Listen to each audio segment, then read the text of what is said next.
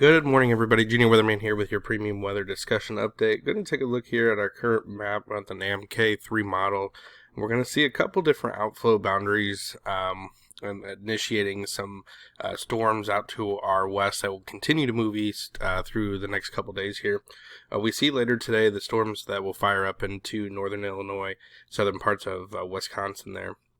We have inflow moisture coming up from the south, along with a low pressure up here with a sliding in cold front. So those will combine and create a line of thunderstorms. Now these storms will pop and dissipate as there's a lack of moisture in this area. And that will continue to move east into our Saturday, and we see a threat of strong to severe thunderstorms in our area, and I'll take a look at that here in just a second. Here's tomorrow afternoon. As you can see, the storms that will pop and then just kind of dissipate out on the cold front, and there's just a lack of moisture in this area, so we're not going to see a big severe weather outbreak. Severe storms, strong storms are possible for our area for tomorrow through about the 3 to about the 8 o'clock, 9 o'clock time frame. These storms will pop and move very slowly, putting down a lot of rain, a little bit of hail, and maybe some wind damage with them as they pop. They will be on outflows, so you'll have a wind gust out ahead of those, and then they just kind of dissipate. So it's kind of what we see in the midsummer months, where they pop up, rain, lightning, hail, and then they're gone. So that's what we're going to see for tomorrow into our area. I'll take a look at some of the ingredients that are coming together with this. As you can see here, this is the dew points today into the 60s and upper 70s or lower 70s into northern Illinois and Wisconsin. So those storms are going to form along with that dew point enriched area. As we move into tomorrow, we see that the dew points are into the 60s, so it's going to be a humid day tomorrow for our area. Temperatures into low to mid 80s, so they're going to pop with this dew point, so that those storms will pop.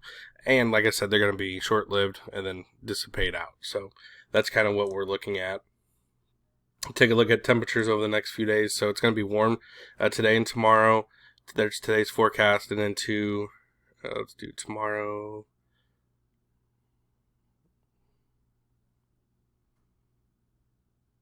Get to tomorrow's. Okay, so there's tomorrow's temperatures into the 70s and near 80 for our area, into the low 80s for our area. But as you can see, as this cold front continues to move off to the south and east, temperatures into early next week, we're into the 50s and 60s for overnight lows, and into the 70s for the highs. But as you can see, the ridging out towards the central part of the United States, once we hit about the 18-19 time frame, we start to see that ridging move eastward, and more summer-like temperatures are back to our area with a leading cold front. It's going to become very active, and I'll take a look at that as we get into a northwest flow. So we will be seeing more activity coming back to our area. Severe weather probability outlook for tomorrow for our area. This is this should read. This is going to read Saturday.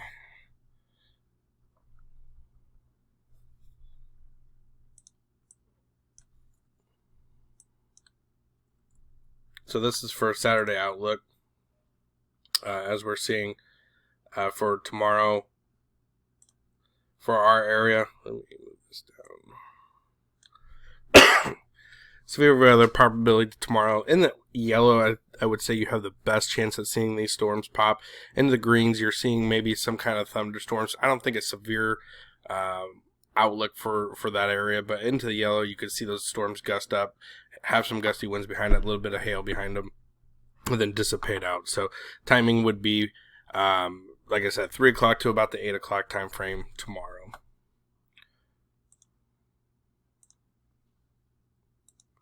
Take a look here at the GFS over the next couple weeks here.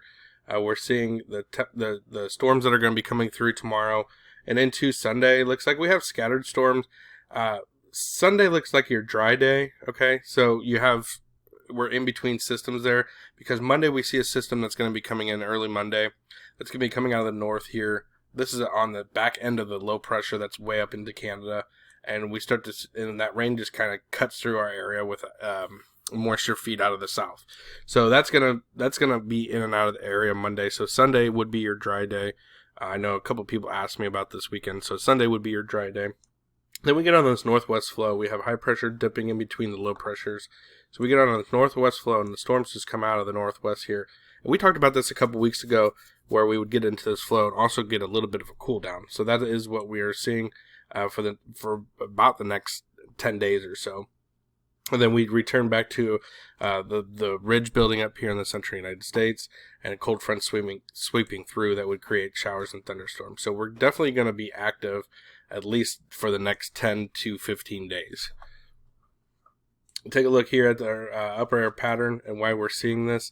As you can see, the ridge dies out over here, so we're seeing more blues, and we get on this northwest flow. Okay, so we're bringing cooler temperatures down. We're also bringing more systems that are coming out of the northwest, building out here in the western United States, and then they take this kind of dive down.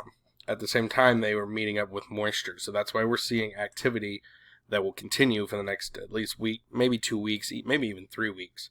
But as we head towards about the 20th time frame, we start to see that ridge build in the eastern United States. So we have a big ridge dip here in the west, building temperatures up here in the central United States and eastern United States. And this will also bring moisture out of the southwest. So this will also enhance systems that will come into our area, keep us warm, and also keep us active with the storms. Around the 25th time frame is where we need to watch, because we have a divergence between air pressures, high pressure and a low pressure. So you have the battleground in between there, which would be just to our west and to the Illinois and Wisconsin area. But as this model continues to move out, we can see where that sets up, and then more warm air as a big high pressure sets up into the southern part of the United States, would then allow warming to occur to the north. Take a look at rainfall over the next, we'll just go 10 days out on the rainfall forecast here. And if we go to the 23rd time frame, you can see that the activity continues. So around an inch, inch and a half, 2 inches. Had to watch this area to see how this forms, but what we're looking at is where the heaviest rainfall is setting up, and it looks like over most of our area. So we have with the northwest flow, and then we switch from the southwest flow, enhancing moisture out of the southwest. And the CFS V2 model will pick this up a little bit. So it's picking up this area to our north. That's where we're seeing the rain showers up into Wisconsin. We've seen rain into Wisconsin, Minnesota for the last 7 days, really. As we move forward, let me move this here so I can get to my clicker. There we go. So as we move forward into the week of May 20th through the 27th, you can see most of this area getting back into the above average rainfall totals. So this is verifying with the GFS and also those systems that are coming out of the northwest. Now, if we move to the 27th through the 3rd time frame of June, we start to dry up a little bit out of here as we get into that southwest flow.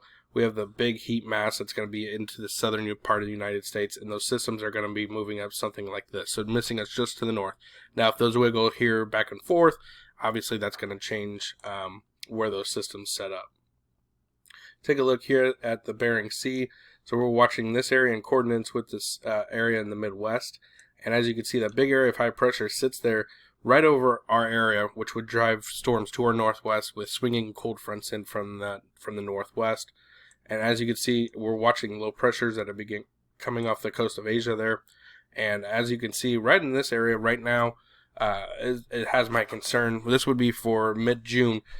We need to watch for a big area of a system that would come out of the plains and collide into a big area of high pressure off to our east, and that would create a big time battleground in our area. This is a big time low pressure that would impact most of the Midwest. We need to keep an eye on that from mid-June. That's all I have for you guys today. If you have any questions, comments, let me know, and have a great weekend.